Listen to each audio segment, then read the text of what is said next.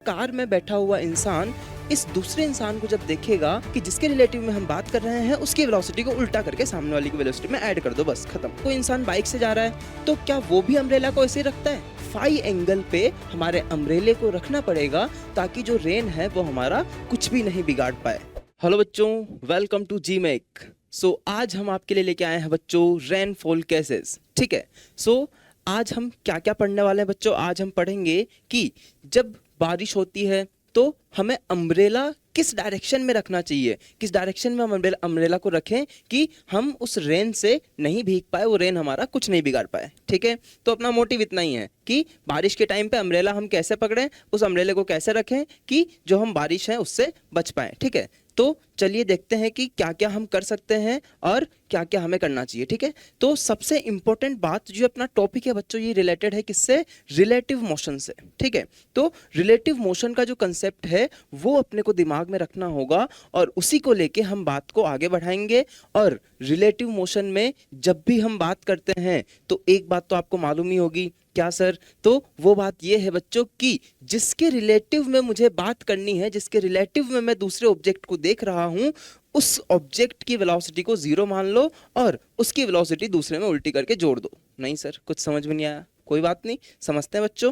देखिए, सपोज पहले relative motion का हम थोड़ा कंसेप्ट की बात करते हैं और फिर उसके बाद हम रेनफॉल प्रॉब्लम पे आते हैं। ठीक है, चलिए, तो सबसे इंपॉर्टेंट केस क्या? सपोज कोई इंसान है जो कि मूव कर रहा है किसी वेलोसिटी v से। ठीक है, अब ये इंसान मूव कर रहा है किसी वेलोसिटी v से और एक कार मूव कर रही है ऑपोजिट डायरेक्शन में किसी वेलोसिटी v डैश से। ठीक है, तो अब अगर इस कार में बैठा हुआ इंसान इस दूसरे इंसान को जब देखेगा तो इसको क्या लगेगा? इसको लगेगा कि इस ऑब्जेक्ट की वेलोसिटी, इस इंसान की वेलोसिटी जो है वो इस v वेलोसिटी से ज्यादा है। और वो ज्यादा कितनी है बच्चों? वो है ये v प्लस v डैश। तो ऐसा क्यों लगा? ऐसा इसलिए लगा क्योंकि ये इंसान इसकी स्टडी कर रहा था। अगर मैंने इसको a माना और इसको b बोला तो जो a है वो b को देख रहा है। तो यहाँ पे बात किसकी हो रही है बेटे? बात हो रही है velocity of a with respect to b। और जब भी हम velocity of a with respect to b बात करेंगे, मतलब कि ये इंसान इसको देखेगा तो ये इंसान अपनी वेलोसिटी को जीरो मान लेगा और अपनी वेलोसिटी को ये उल्टी करके इधर ऐड कर देगा। ठीक है, तो इसकी वेलोसिटी थी v डैश इस डायरेक्शन में, इस v डैश को ये उल्टा करके इस ऑब्जेक्ट में ऐड कर देगा। तो इस ऑब्जेक्ट की जो वेलोसिटी होगी इसके रिस्पेक्ट में वो कितनी हो जाएगी बच्चों? v plus v dash. ठीक है, तो ये हमारे पास कंसेप्ट है रिलेटिव मोशन का कि जिसके रिलेटिव में हम बात कर रहे हैं उसकी वेलोसिटी को उल्टा करके सामने वाली की वेलोसिटी में ऐड कर दो, बस खत्म। ठीक है, इसी कंसेप्ट पे हम मैक्सिमम क्वेश्चन सॉल्व कर सकते हैं और मैक्सिमम केसेस को हम इसी कंसेप्ट पे देखेंगे। तो चलिए बच्चों बात करते हैं। ये तो हमने बात की है 1D की, बट जो हमारा रिलेटिव मोशन है वो 2D में भी हो सकता है। और उसका सबसे अच्छा केस और जहां पे आप लोगों को प्रॉब्लम होती होगी वो केस है हमारा बच्चों रेन मैन प्रॉब्लम। ठीक है, या फिर रेनफॉल केसेस। तो उन सभी केसेस की हम बात करते हैं। ठीक है, चलिए देखिए अच्छा, एक बात बताइए कि जब बारिश के टाइम पे रेन जो है वो वर्टिकली फॉल हो रही है सपोज, ठीक है, आप रेस्ट पे हो, है ना, तो आप अम्ब्रेले को ऐसे रखोगे। ठीक है, अच्छा वहीं पे अगर आप यहाँ पे खड़े हो, आपने अम्ब्रेले को ऐसा रखा हुआ है। ठीक है, अच्छा कोई इंसान बाइक से जा रहा है तो क्या वो भी अम्ब्रेला को ऐसे ही रखता है? नहीं सर, वो तो अम्ब्रेला को कुछ या तो इस टाइप से रखता है या फिर थोड़ा अलग किसी दूसरे एंगल पे रखता है ना। एक ही सेम रेन हो रही थी दो इंसान के लिए, एक इंसान रेस्ट पे था, एक इंसान मूव कर रहा था। तो जो रेस्ट पे था उसने अम्ब्रेला को किसी और तरीके से पकड़ा हुआ था और वहीं जो इंसान मूव कर रहा था उसने अम्ब्रेला को किसी डिफरेंट डायरेक्शन में पकड़ा हुआ था।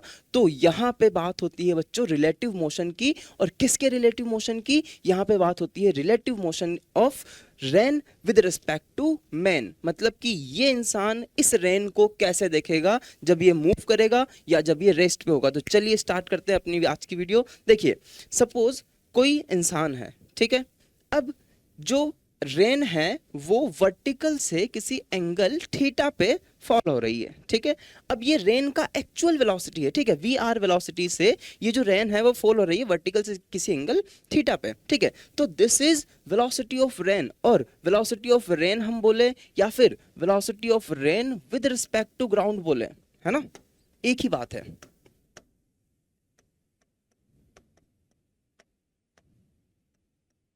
ठीक है, तो ये तो हमारी हो गई किसके रिस्पेक्ट में, ग्राउंड के रिस्पेक्ट में। अच्छा, यहाँ पे जो ये इंसान है, जो मैन है, इसकी वेलोसिटी है vm with respect to ground.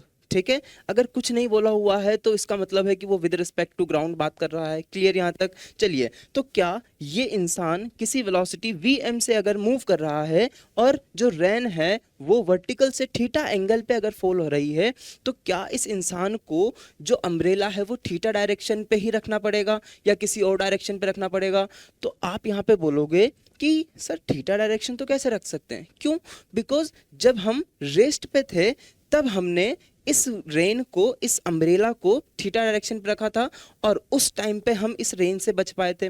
लेकिन जब मैं आगे की साइड मूव करूंगा तो जो मेरी वेलोसिटी है वो भी तो कुछ है और ये रेन की भी कुछ वेलोसिटी है, तो यहाँ पे डेफिनेटली जो एंगल होगा वो कुछ डिफरेंट होगा और उसकी हम बात करते हैं कि उसको हम कैसे कैलकुलेट कर सकते हैं। चलिए देखिए, तो सपोज ये है हमारे पास वेलोसिटी ऑफ मैन।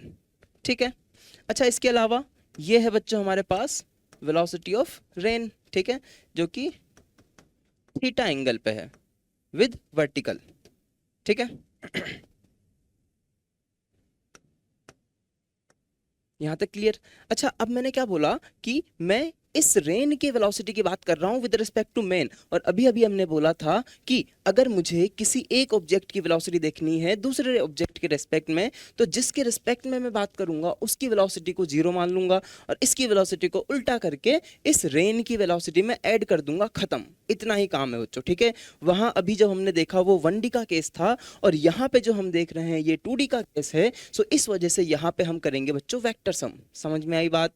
चलिए, सो ये हो गई हमारे पास vm और ये है हमारे पास vr। और अब अगर मुझे बात करनी है velocity of rain with respect to man की, ठीक है, मुझे तो ये कैलकुलेट करना है।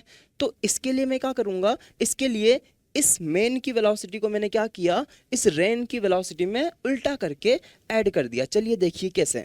ये हमारे पास है बच्चों वेलोसिटी ऑफ रेन, ठीक है, at angle theta with the vertical, है ना। अब वेलोसिटी ऑफ मैन इधर था, इसको मैंने उल्टा किया, तो ये क्या हो गया बच्चों, ये हो गया हमारा माइनस ऑफ vm। ठीक है,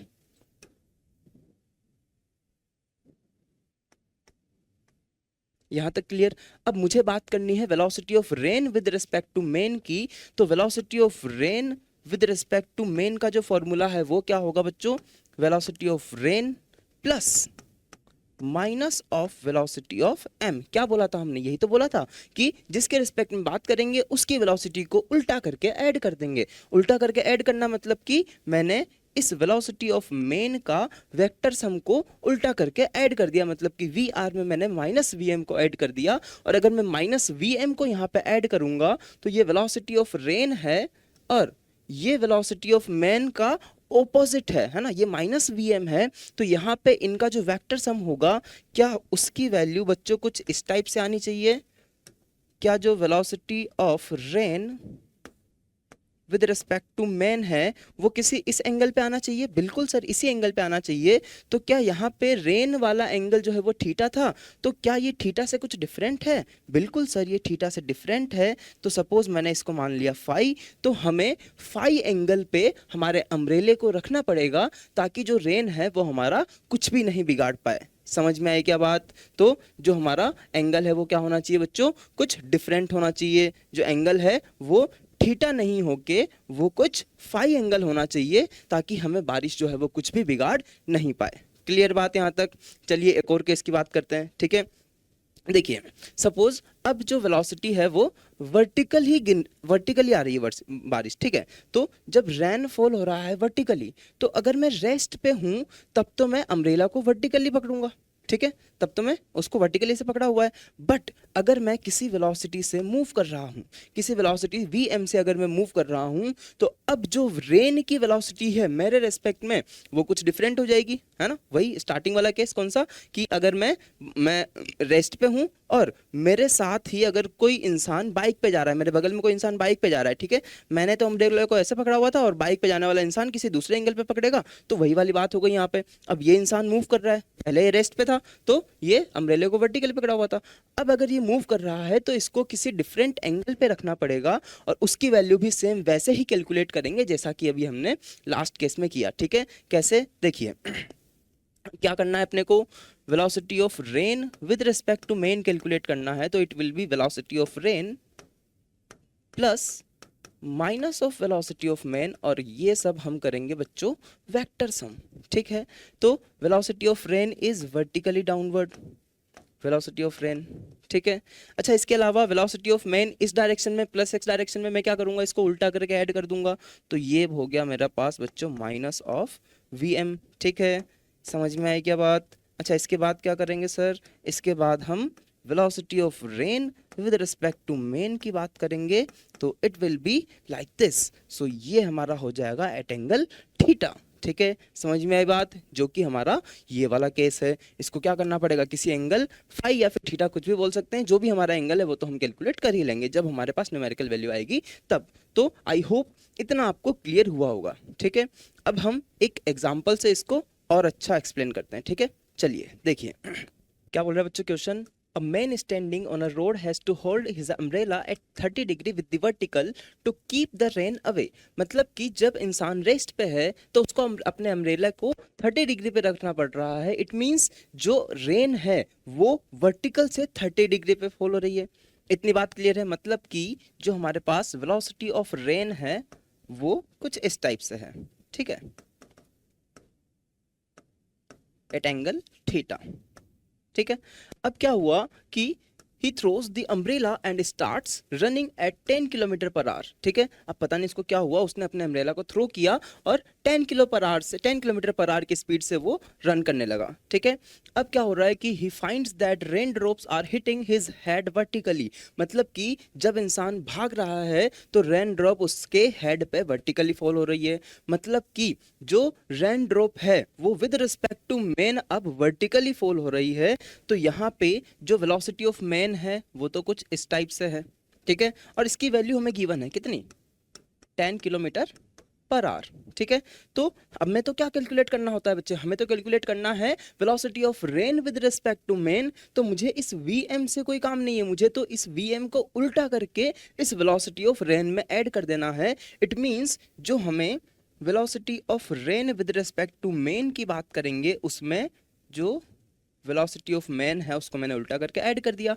अब अकॉर्डिंग टू क्वेश्चन हमें क्या बोला गया कि जो velocity of rain with respect to man है that is vertically downward. It means it is V R M. ठीक है, अगर आपने ये ट्राइंगल बना लिया तो इसके बाद आपको कोई प्रॉब्लम नहीं है बच्चों, हर एक चीज आप यहाँ से कैलकुलेट कर सकते हो। क्यों सर, कैसे सर, तो बेटा यहाँ पे वी एम की वैल्यू आपको गिवन है 10 किलोमीटर पर आवर। ठीक है,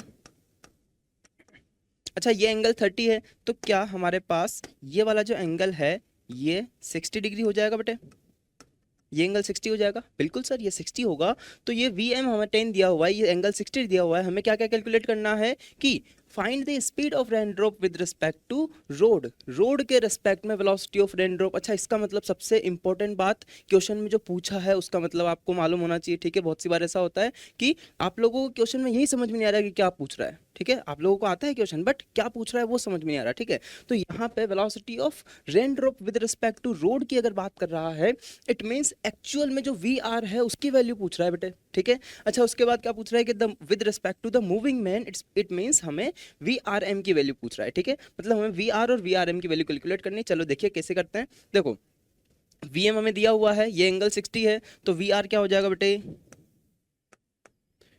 ये वी आर। ठीक है, क्या इस वी आर को मैं इस वाले इधर वाले कंपोनेंट, अगर इस वी आर का एक कंपोनेंट लूं तो क्या इस वी एम के रेस्पेक्ट में मैं ऐसे लिख सकता हूं कि V M equal to V R cos theta, क्योंकि ये एंगल 60 डिग्री और वी आर का मैंने इधर कंपोनेंट लिया तो V R cos 60 degree is equals to V M.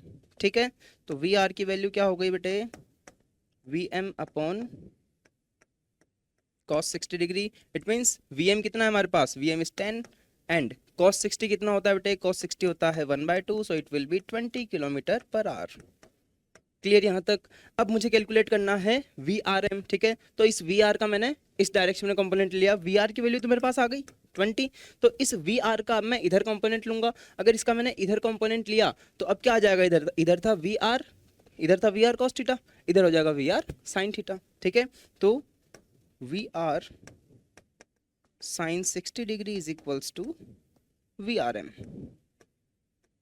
ठीक है, तो यहाँ से अगर मैं वी आर एम की वैल्यू कैलकुलेट करूँगा तो क्या वो हमारे पास, ये है 20 और ये है √3/2, तो क्या बेटे ये √10√3 ऐसा कुछ निकल के आना चाहिए।